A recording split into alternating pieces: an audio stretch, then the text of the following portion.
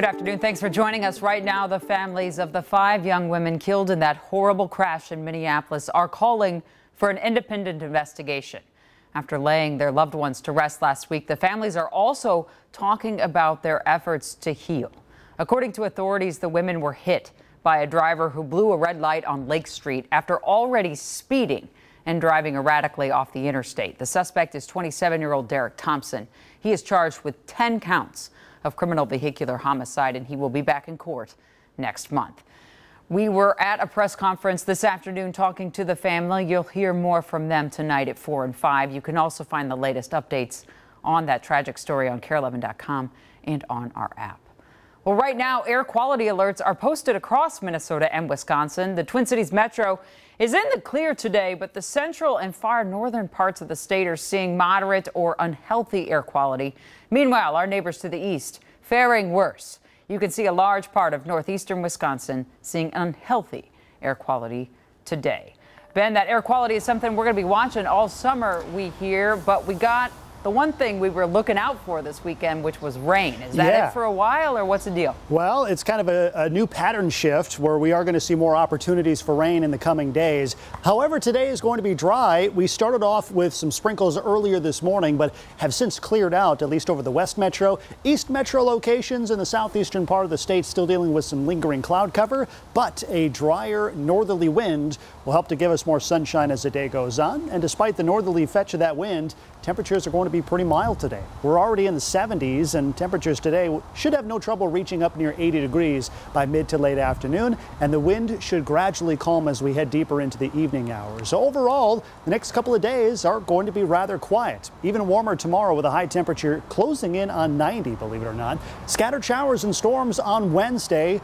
Possibility of some of those becoming on the strong to severe side. So that's our next day to watch. Highs in the 80s pretty much all week long and in through next weekend as well.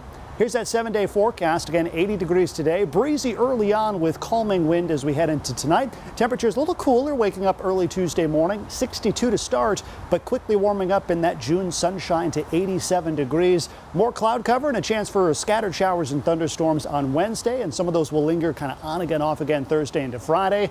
As we head into next weekend, which by the way is a holiday weekend, looks pretty quiet. Saturday, Sunday should be dry and temperatures warming up as we edge closer to the 4th of July. Jana? All right, thanks, Ben. Appreciate it. Well, Eden Prairie Fire is saying one person has died after a fire went through the second floor of a house. The fire chief told us when crews got to the scene around 7 o'clock last night, the victim had already passed.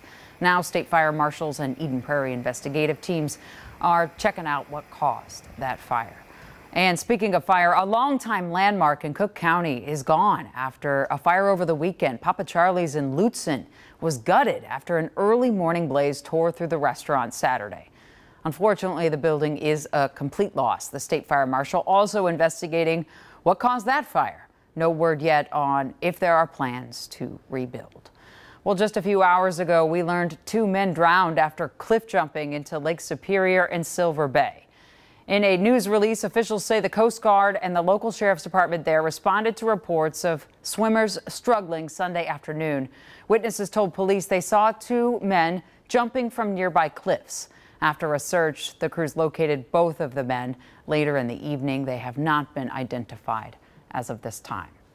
The YMCA just offered some ideas and tips to keep you and your family safe on the water this summer. First, they say don't swim by yourself.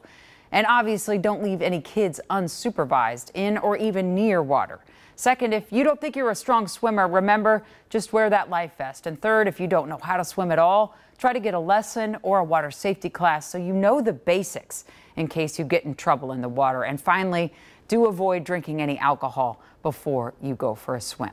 We'll be back in just a half an hour with more of the headlines from today, and you can join us tonight at 5 for a closer look at what a Minneapolis fire department is doing to help people struggling with addiction in our community.